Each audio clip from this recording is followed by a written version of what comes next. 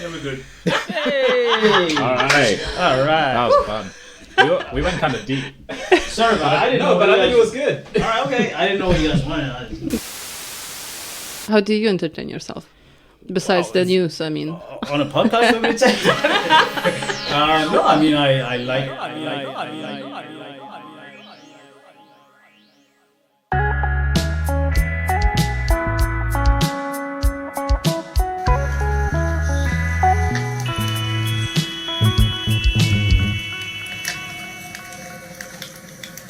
Hello and welcome to Word Up Podcast. I'm Evie. And I'm Webster.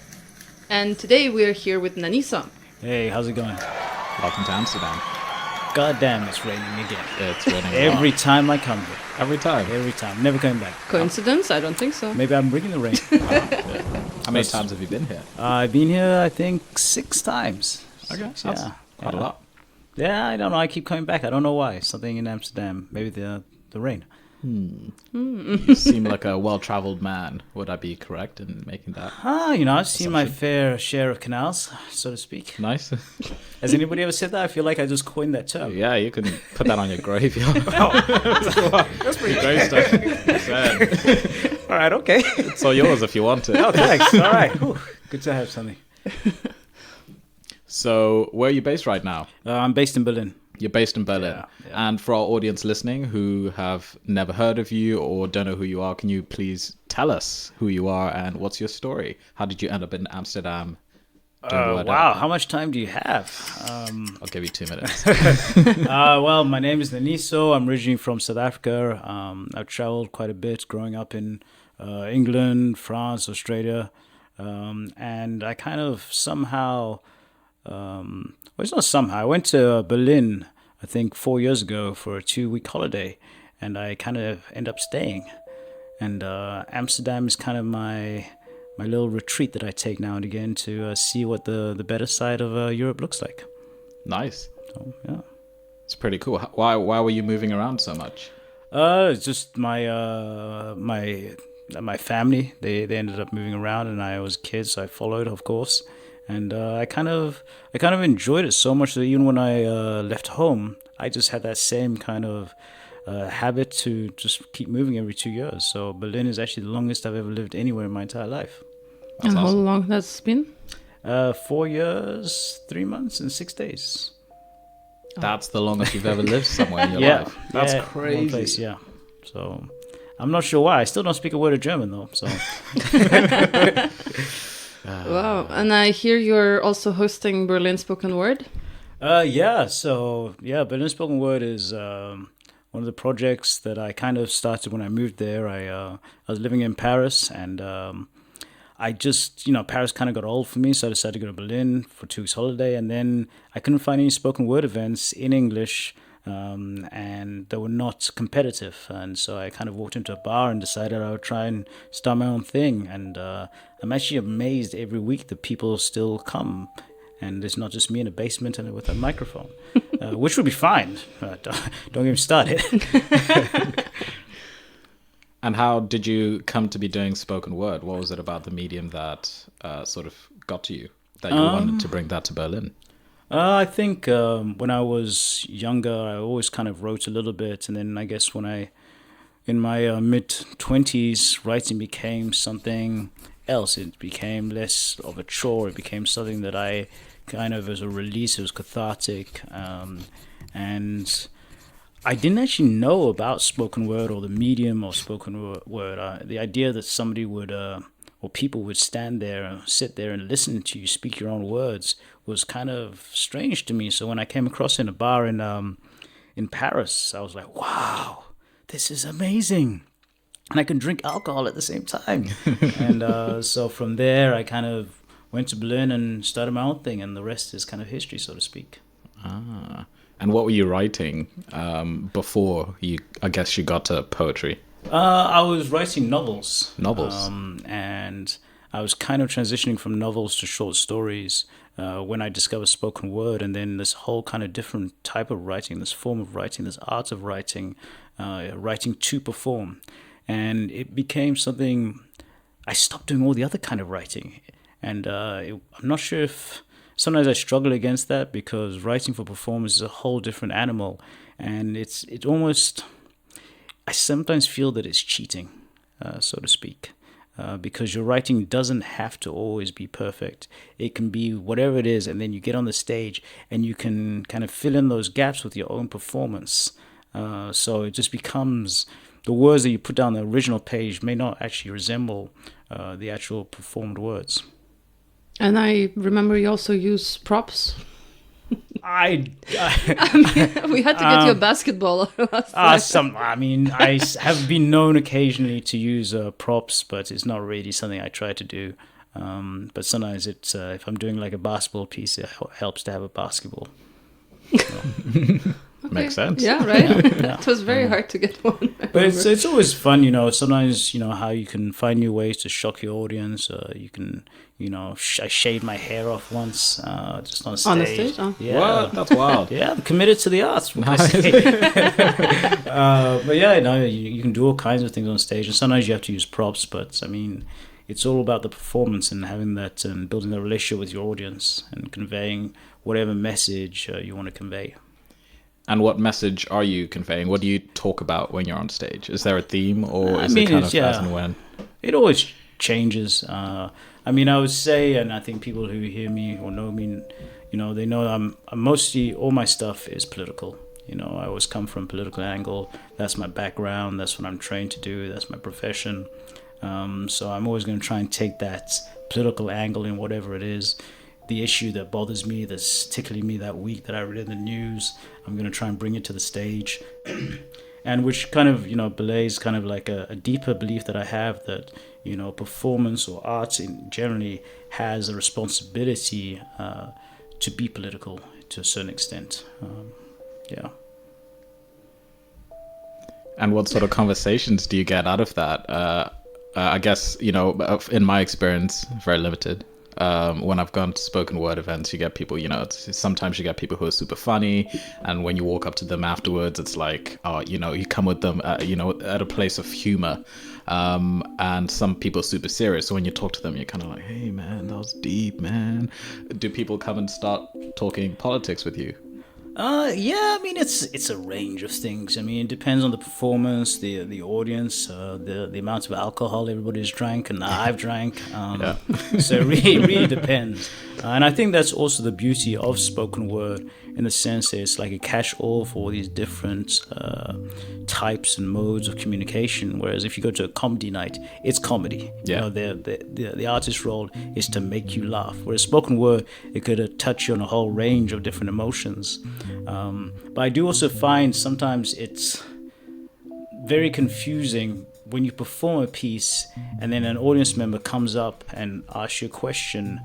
For example, I was performing a piece a couple of years ago, and this woman, the piece was about my son, and I think it was taking him to the playground and something like that. And this woman came up to me afterward and she asked, "Oh, I have a son the same age as yours." And I was like, I don't have a son. It was a performance piece. Whatever I do on stage is not true. You wouldn't go up to a writer and ask them, "Oh, I read your book, blah, blah, blah, blah." Yeah. And try to relate to them. You separate the art or the product of the art from the actual artist. But yet, because you're on stage, because you're physically there and naked in front of them, that the people assume that whatever you're doing is true.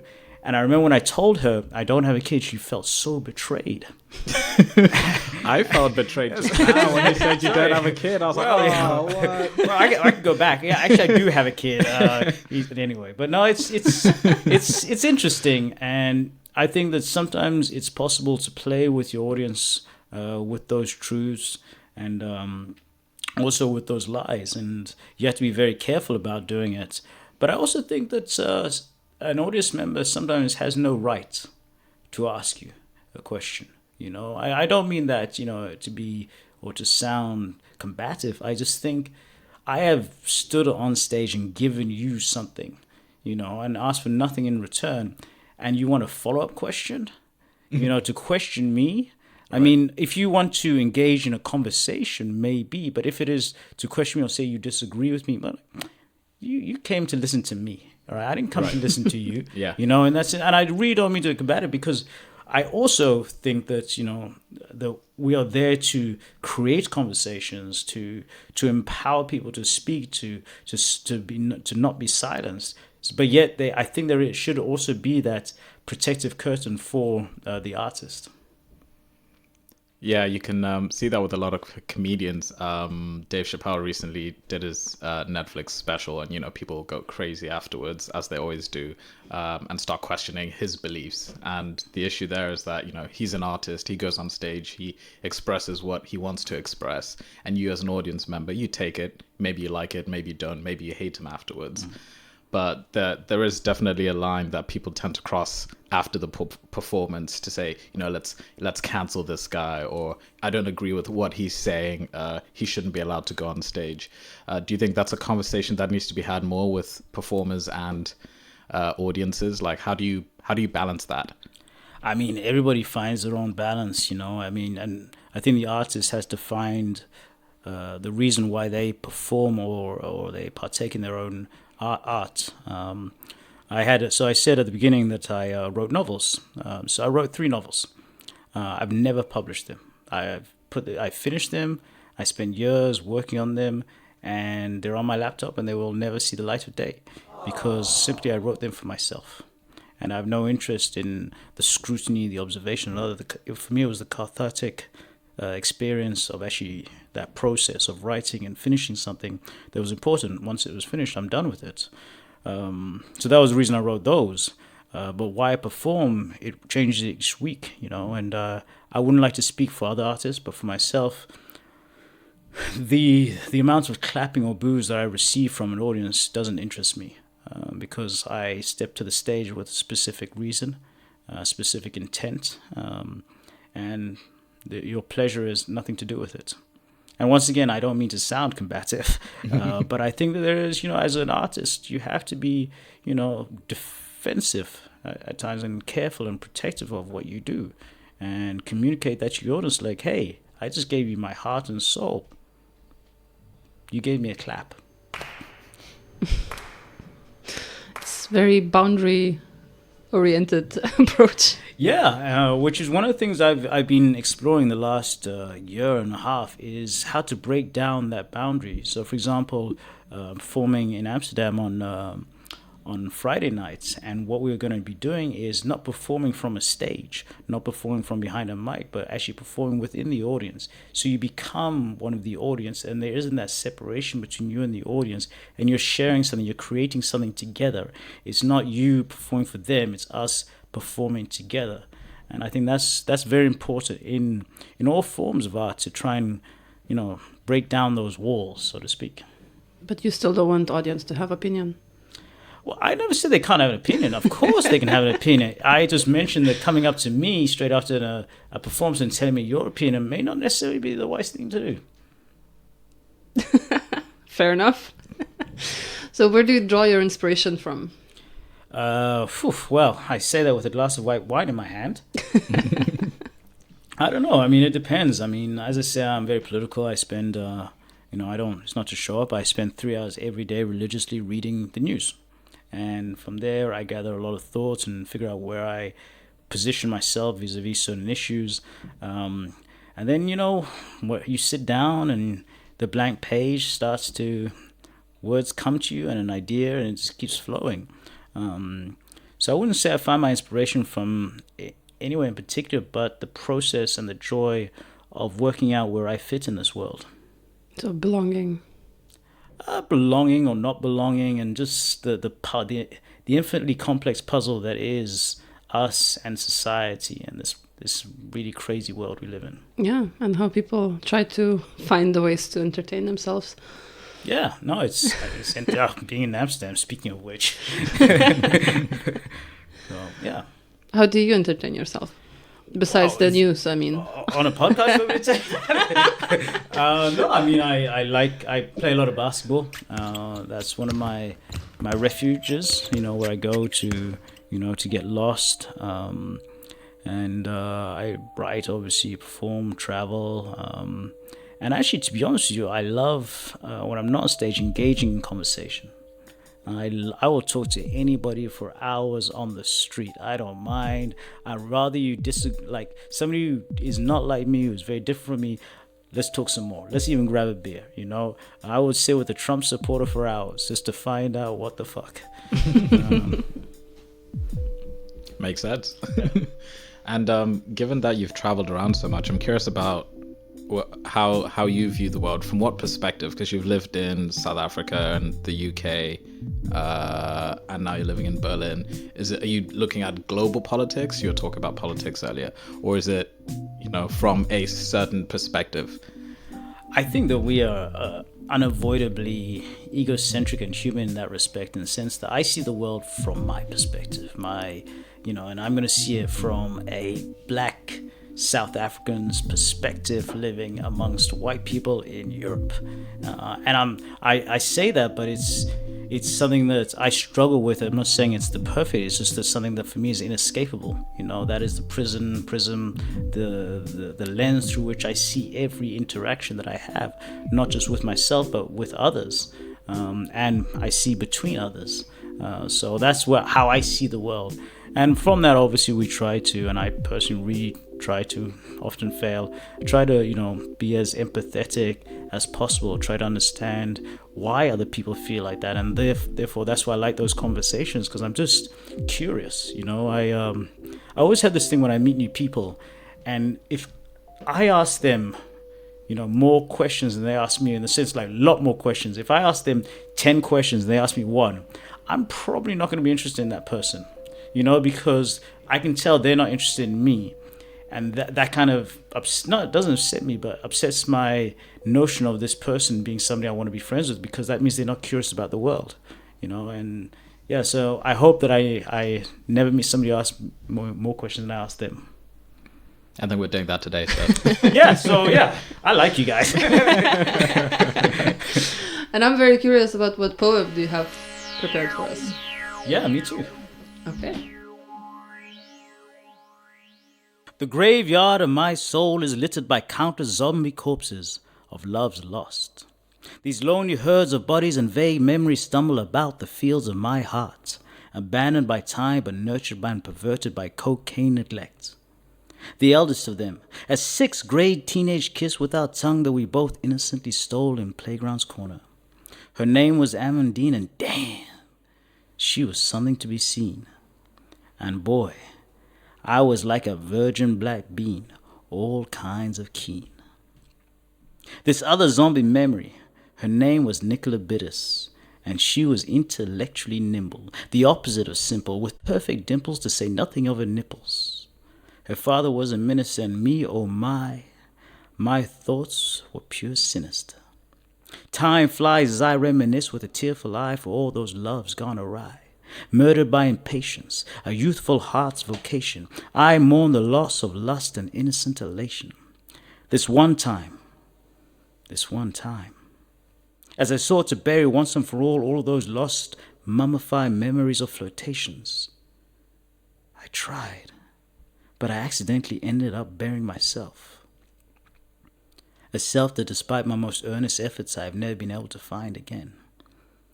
You see, when you bury yourself, you should never expect to exhume that same heart. Death is death, and that boy who loved Amandine, well, he is dead and gone.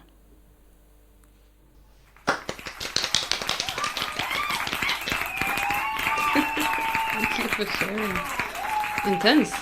Really? I liked it.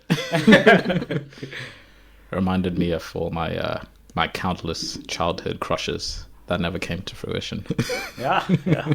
Maybe for the better. Yeah, maybe for the better. I didn't know what I was doing. Do we ever? No, not at all. Tell us about your poem. How long ago did you write this one? I wrote it just I think last month actually. Oh. Yeah, it's just a new one, and I was for an event about love, and to be honest with you, for me, love is not love. For me, it just evokes memories, and not memories, but the death of innocence. It's much more. I have a morbid take on love very often. And for me, it's about love's lost and these mummified remains that stroll around our minds and our hearts and memories in the past, and how we're kind of dragged and anchored back there. And yet we try to go forward, but yet we just still carrying these dead corpses behind us. Wow. It's tough. Yeah. Yeah, I normally don't bring that up on a first date. I normally wait until the second or third. Do you but also, I'd say pretty true. You think back to your first love or your first crush and the one that broke your heart. And it's, even as adults, no matter how many experiences you've gone through, and they're the ones that you still carry. That's what shapes you, for me at least. I don't know about you guys, but... I have no heart. Yeah. But I mean, it may sound ominous what I'm saying, but for me, it's actually it's not. I don't see it so negatively, because there's a duality to it. There's a reason you keep dragging them along with you, because it was so amazing, such that you've never been able to forget it. This kiss with Amandine, I was like, God, I must have been like, I would say 8 or 9. Damn. I still remember that, and there was no tongue. Imagine there'd been tongue. Jeez. Blow your mind. It's. I mean, it wasn't like the perfect kiss, but it was, and that's why she's still with me. I try to get rid of her, but she's still with me, and that's a testament to her lips. Sorry, to the kiss, to speak. To first times. Yeah. And, we all remember our first time. Yeah. So yeah, but it's more like you always romanticize the past because it's nicer to remember that in that way, right? And it's much more romantic than, I don't know, like dirty socks and daily routine. Yeah, for sure. I mean, I think we all have some relationship with nostalgia. This idea of living in the past whilst moving towards the future, whilst living in a listless present. Nostalgia is there constantly, and we're just trying to wrap our hearts around it, but it just always escapes us, I feel. Do you think nostalgia and melancholy? No, because for me melancholy is purely for the past, whereas nostalgia, you can have a nostalgia for a future, for an unlived future, or for unrealized future. Are you nostalgic about anything in the future? So as a South African, I am constantly suffering from nostalgia, a nostalgia of the past, and something simple in the past when, there was a signpost that said, you can't swim here as a black person, whereas now you still can't swim there, but there's no signpost. So things are not as simple as they were. But yet I'm also nostalgic for the future that was promised to us, that unrealized future, because now we made that promise years ago, and now we've arrived to that future and it's still not there. And I'm nostalgic for that person who dreamt of that future. So you have these, simultaneous nostalgias that coexist and that are multi-layered and that bump up against one another, grinding sometimes. And it's such a complicated world to negotiate and to understand. And I'm glad I'm an artist, so I get to actually, work on that constantly. I get that. Yeah, that was the political scientist of me coming out. No, it's good. I was curious about the psychology of growing up in a country. Let's call it X country. I'm from Zimbabwe, so I grew up in Zimbabwe. It was, rose petals and sunshine when I was a kid. Oh, yeah. And then now it's just, the total opposite. Yeah. And for me, it's something that I think about quite often. I think I feel helpless, for the people that are still at home, who hoped for a better future and they're clearly not getting it. I'm just wondering how you grapple with that as an artist, whether it's about, violence or xenophobia or anything like that might be happening in your former home. It's actually funny you mentioned that. There was this woman on the news, this Zimbabwean woman, and she was speaking about how Mugabe's going to be buried in Zimbabwe, and how they just returned his body, I think, this morning, and they're trying to, bury him, and how Zimbabwe is so torn between this guy that's this once upon a time liberator and great man to this, terrible dictator and tyrant, and how they're torn between this. They're tearing this man or his image apart, but yet they're also tearing their own realities apart, and it's fascinating watching the tensions. For myself, I find that the solutions are in being clear, being clear about what I am thinking and why I'm thinking it, and what I'm feeling and why I'm feeling that. What are the energizers? What are the pistons that are fueling those feelings and perspectives? And when you kind of start to strip things bare, like, okay, what Mandela was great. Why was he great? What did he do? Why was that great? And constantly, just tearing away and just trying to think why, chisel away at the reasons exactly why and the preciseness of it. And once you get there, you find some kind of, well, I'm still chiseling away, but you find some kind of peace and, kind of, I would say, tranquility, which is what I'm still hoping for, but that is why I chisel away. Do you find peace in realizing what was to be inevitable?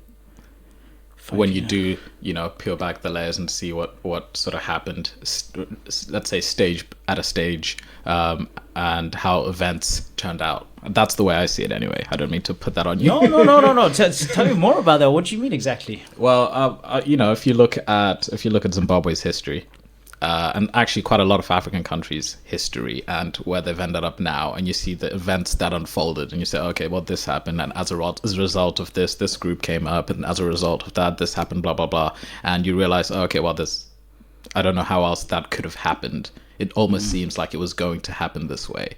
And so in that sense, it kind of seems like inevitable that it was going to be this, and there's really nothing that you could do about it except for try and change the future and not the past. Because I think for a lot of people that I know, they stick in the past. Oh, it used to be this, it used to be this, Zimbabwe used to be this, South Africa used to be that, but failed to see what it could be in the future.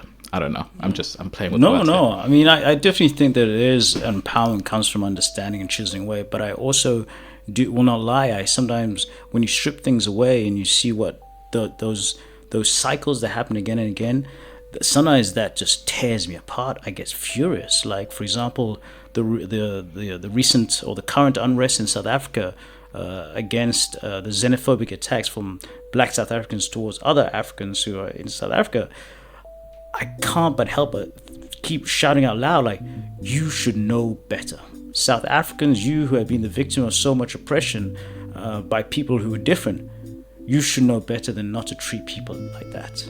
And if we're talking about cycles and just seeing how that happens again, and it's almost the irresistible currents of time, you're just watching it and you can't do anything. But that is where I try to remind myself that you can actually do something.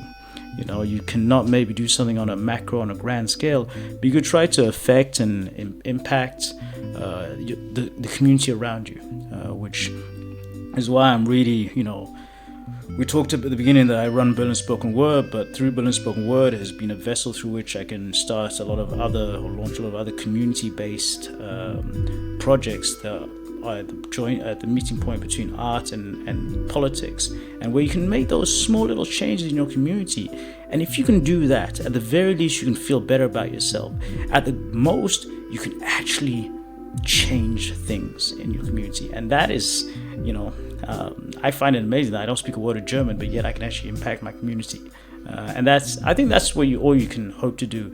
If you're not a Mandela, if you're not a Tutu, if you're not an Obama or somebody, just do what you can in your small community, And from that, maybe something else will grow, but that will actually be enough, to keep those dark thoughts of the cycles and the demonic cycles from repeating itself and watching them, and you as an observer. So that's what I advise my son. The art of the art of small steps. Yes. Is that your new novel? No. No, but it's. Do you think there are more advices you could give for people who don't know how to learn from the past or don't want to learn from the past? In order for me to give advice would mean that I have learned those lessons myself. And I'm not going to sit here and say I'm always perfect, but I'm still struggling. I spoke of Amandine. I spoke of, how I still harbor, anger and frustration at my past, and I try not to repeat them. If I did have a son, I would just say, day at a time, moment at a time, action at a time. and deconstruct exactly what you're doing and why you're doing it and what you'll do next time. And if you keep thinking of those things over and over again, then you'll be a better person. So like being more aware and bringing that awareness to every day. Yeah, just do it every day. Good mantra. Hey man, thank you very much for speaking to us today. My pleasure. And for our audience listening, where can they find your work and your writing and everything that you're doing online? You can't find my writing online, but you can find me and my projects that I do in Berlin. And we are currently trying to spread our network as far as possible. So, I'm in Amsterdam today. I was in Switzerland a couple of weeks ago. I was in France a couple of weeks ago. I was in Italy a couple of weeks ago. I'm going to Romania in a couple of months. I'm just trying to see as much as I can and just trying to build as much bigger network as I can. So Facebook is the answer to your question. We'll link your Facebook then in the podcast notes. Just anybody who wants to join on this journey, just come along. Thanks so much. Thank you very much. And for our audience listening, if you want to listen to future episodes, you can go to www.worduppodcast.com, where you'll find our social media, past episodes, and information about our current and past guests. Thank you. Thank you. Doei!